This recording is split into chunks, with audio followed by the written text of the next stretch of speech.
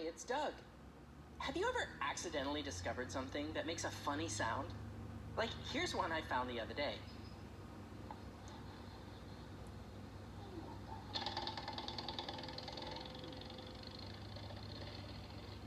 Maybe you've done this before. Or sometimes you might just find something that sounds interesting, like this.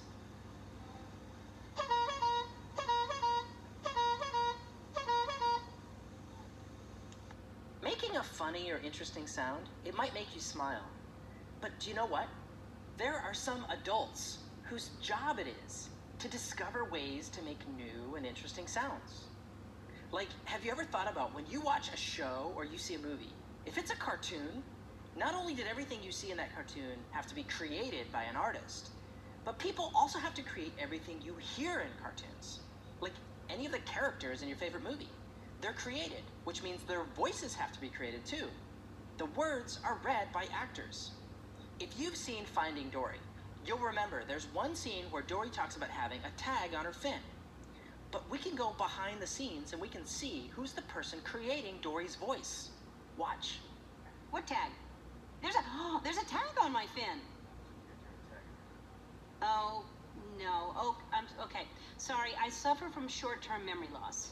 You don't remember what we were talking about? Nope, not a clue. What were we talking about? It's fun to see someone who does a voice of the cartoon characters that you know. But now, what about all the other sounds that are needed for a movie? Well, not just the characters, but when things are happening. Like in Star Wars, when spaceships are flying around and shooting lasers.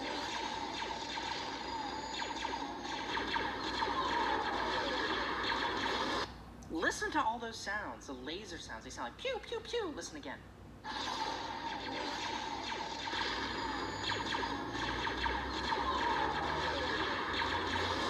And you might wonder, how do they make those sounds? Well, these sorts of sounds, the ones that aren't the voices of characters, we call those sound effects. Watch how a sound effect artist creates the laser sound using, guess what, a metal slinky. Ready? Listen. Whoa, let's see that up close. So that's how it's done. Now, what if you had a cartoon about frogs and you needed the sound of frogs croaking to go along with the cartoon? How would you make those? Well, you don't need the sound of real frogs in order to make a sound for this. Watch what this sound effects artist does.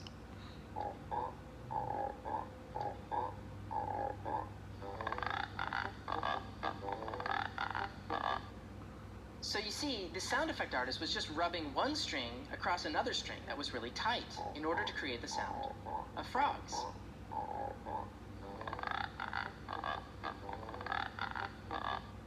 Now, what if you needed wind for a cartoon that shows a windy day? How do they do that? Again, you don't need the real sound of wind. Watch and listen now.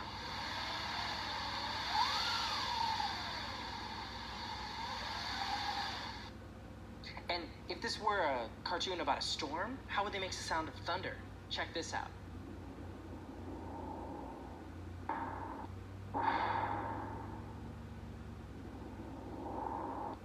Do you see that? He's just vibrating a big metal sheet and banging against it.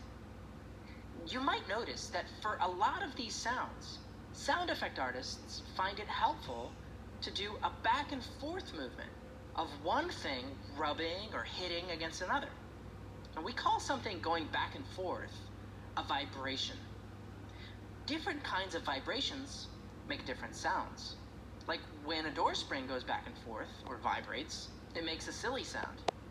And vibrating a tight string back and forth, we saw makes the sound of a frog. And vibrating a big sheet of metal back and forth makes a deep rumble like thunder. Now, say that your job was to come up with sound effects for a cartoon or a movie.